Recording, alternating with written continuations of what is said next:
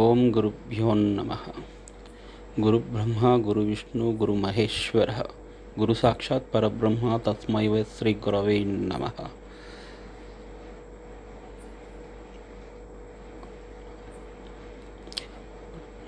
రసవాదులకు ఆయుర్వేద వైద్యులకు నమస్కారం అండి. ముఖ్యంగా వాదం అన్న వైద్యం అన్న మూలం ఎక్కడ ఉంది, దీని అంతం ఎక్కడ ఉంది అనే విధానం అనేది ఎవరు తెలుసుకోలేనంత లోతైనటువంటి వ్యవహారం. ఇటువంటి వ్యవహారాన్ని ఛేదించాలని ప్రయత్నించే రసవాదులు అనేకం ఉన్నారు. అయితే మొదలెక్కడో తెలియకోకుండా చివరెక్కడో వెతుకుతూ ముందుకెళ్ళిపోతున్నారు. అసలు ముందు తెలుసుకోవాల్సింది ఏంటంటే, రసవాదులైనా సరే ఈ పాషాణాల మీద కానీ పదార్థాల మీద ప్రయోగం చేసేటువంటి రసవాది ముందు తెలుసుకోవాల్సింది గురువులంటే ఎవరు. మానవాళిలోన, నా ప్రశ్నకు అర్థం మానవాళిలోన పదార్థాల్లోన? నేను మాట్లాడుతుంది పదార్థాల గురించే. ఇక్కడ మన వ్యవహారం ముందుకెళ్ళాలి అంటే ముందు తెలుసుకోవాల్సింది పంచభూతాలు అంటే ఏంటి, తర్వాత తెలుసుకోవాల్సింది ఈ పనికి మూలమైనటువంటి గురువులు ముగ్గురు ఉన్నారు. వీళ్ళెవరంటే బ్రహ్మ విష్ణు మహేశ్వరులు. వీళ్ళు మూలాధిపతులు. ఈ పంచభూతాలు అనేది ఏంటంటే ప్రకృతి పంచభూతాలైతే ఈ ముగ్గురు పరమేశ్వరుడు, విష్ణువు, బ్రహ్మ గురువులుగా భావించి వారిచే ఈ విధానాన్ని ఏ విధంగా ముందుకు తీసుకెళ్ళొచ్చో తెలుసుకోవాలి. తెలుసుకున్నప్పుడు పదార్థంతో మొదలయ్యి వ్యవహారం ఛేదించే స్థాయికి ఒక వ్యక్తి ఎదుగుతాడు.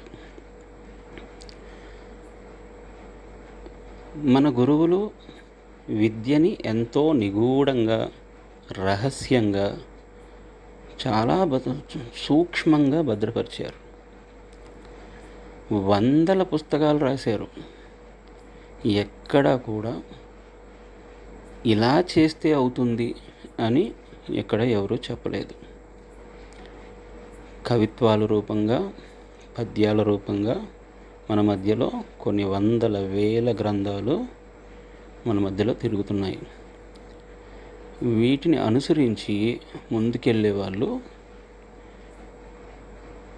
ఎగ్జాంపుల్, ఉప్పు చింత ఊరిలో ఉండంగా కరువులేల తీర కడు కాకులార తాళకం బెరుగుడి తగరం బెరుగుడి అని ఒక పద్యం ఉంది.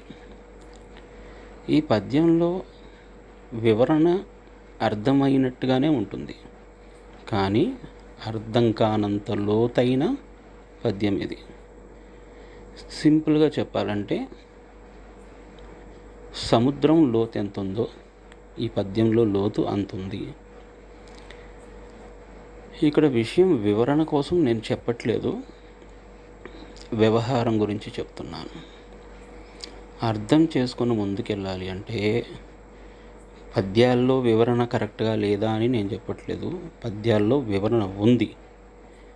ఎలా ఉంది అంటే, పదాన్ని అర్థం చేసుకుని ముందుకెళ్తే కొనసాగుద్ది. ఈ కొనసాగింపు ఎంతవరకు, ఆ స్థాయి ఏ స్థాయికి చేరుతుంది, పరిపూర్ణంగా పూర్తి చేసేంత స్థాయికి చేరుతుందా? సాధ్యం అవుతుంది, కానీ ప్రయత్నం ఎంతో కష్టకరంగా ఉంటుంది.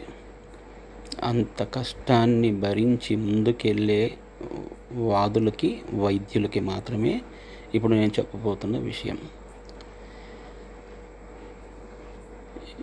ఈ వ్యవహారాన్ని ఛేదించడానికి ఎన్నో రకాల ప్రయత్నాలు చేసి ఎంతో ధనాన్ని వెచ్చించి వేలాది రూపాయల నుంచి లక్షలాది రూపాయలు ఖర్చు పెట్టి ముందుకెళ్ళి 30 సంవత్సరాలు 40 సంవత్సరాలు కష్టపడ్డాము. మేము ఒక పాషాణాన్ని కనీసం బంధించలేకపోయాము.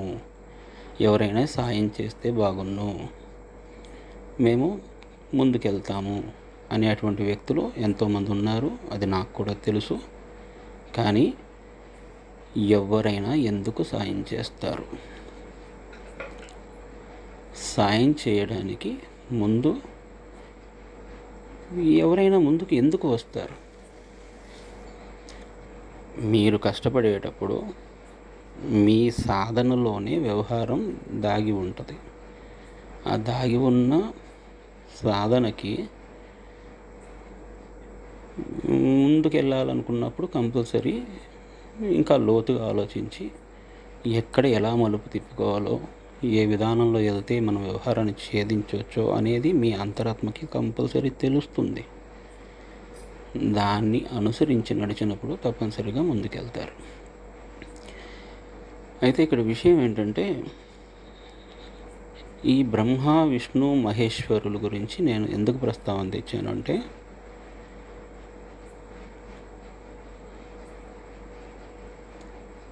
మూలమెరగని రసవాది మూర్ఖుడై ఉండుగాక అని ఒక పదం మన పూర్వీకులు చెప్పారు. అది ఎందుకు చెప్పారు అంటే, మూలం తెలిస్తే వ్యవహారాన్ని ఛేదించడానికి పూర్తిగా అనుకూలం ఉంటుంది.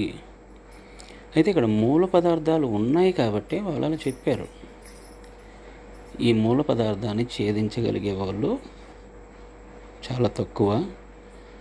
నాకు తెలిసి ఎక్కడ కనపడలేదు.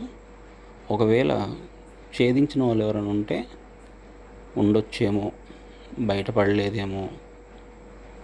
కానీ ఆ మూల పదార్థాలు వ్యవహారానికి తొలి దశ నుండి చివరాఖరి దశ వరకు ఈ పదార్థాలు ఉపయోగపడతాయి. ఒక్క మాటలో చెప్పాలంటే, ఏదైనా ఒక పదార్థాన్ని మనం పని మీదకి తీసుకెళ్ళాలంటే అగ్నిబంధనం వాయుబంధనం జరగాలి. అగ్నిబంధనం వాయుబంధనం జరగని పక్షంలో ఆ పదార్థం దేనికి ఉపయోగపడదు.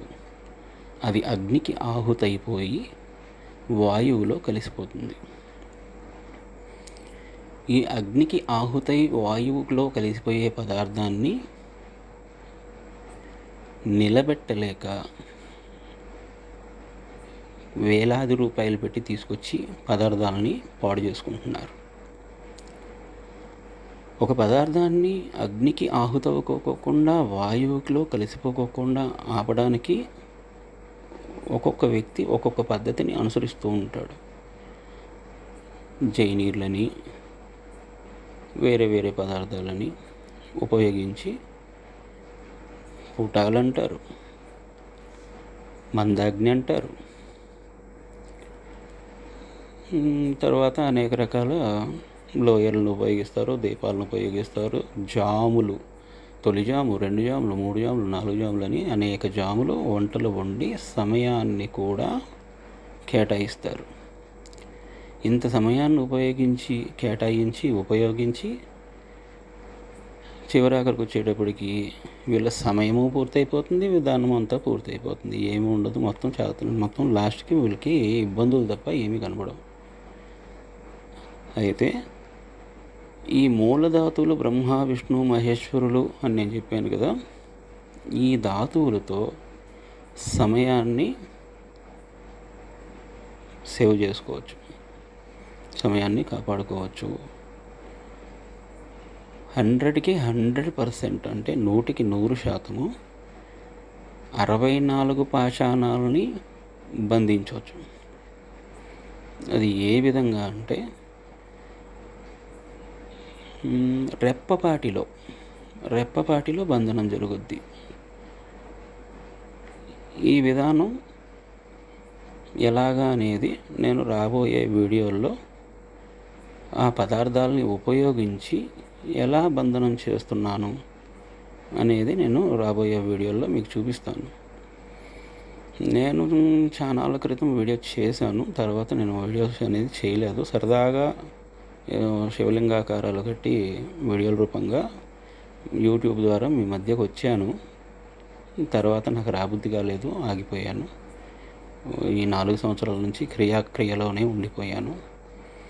ప్రక్రియలో ఉన్నాను.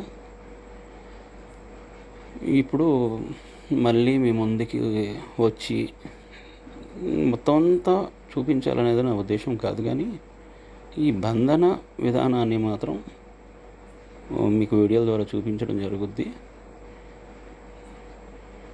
చూడండి. రానున్న రోజుల్లో మిగతా కొన్ని విషయాలు మాట్లాడుకుందాం. నమస్కారం.